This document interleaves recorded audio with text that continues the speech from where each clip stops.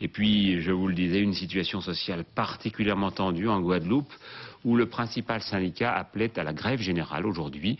Le départ annoncé du groupe Accor des Antilles françaises illustre bien les difficultés de cette île qui a parfois du mal à se sentir département français à part entière. Reportage de nos envoyés spéciaux Olivier Santiki et Christelle Chiroux.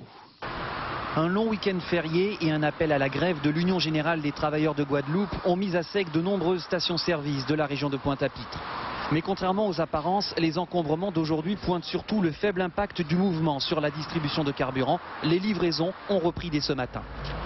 Il y aura des perturbations, mais pas à 100%. Pas à 100%. C'est comme d'habitude. C'est-à-dire ? Mais tout le monde sait comment que ça se passe quand l'UGTG annonce une grève générale. Donc il y a une partie qui travaille, une partie qui ne travaille pas. La centrale indépendantiste a dressé quelques piquets de grève, en premier lieu devant le parking de la société Texaco. Depuis 2 mois, l'UGTG demande aux pétroliers de confier la gérance d'une de ses stations-service à 3 de ses militants. Le mouvement est parti de là.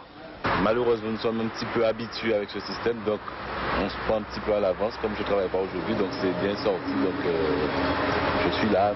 Même si je travaillais, je serais bien embarrassé. Mais depuis 3 jours, l'actualité principale, c'est surtout le tourisme et la volonté du groupe Accor, 1500 employés dans l'île, de se désengager des Antilles françaises. Confortée par le secrétariat d'État au tourisme, la direction juge impossible de rentabiliser la quinzaine d'établissements locaux à cause, dit-elle, du coût et de la formation de la main-d'œuvre. Cette menace de retrait a particulièrement bien fonctionné. Elle alimente ici toutes les conversations. Mais pour les professionnels de l'hôtellerie, les dégâts pourraient apparaître bien avant tout éventuel départ du groupe Accor, puisque la polémique entre Paris et Pointe-à-Pitre ne fait pas une publicité très flatteuse du tourisme en Guadeloupe.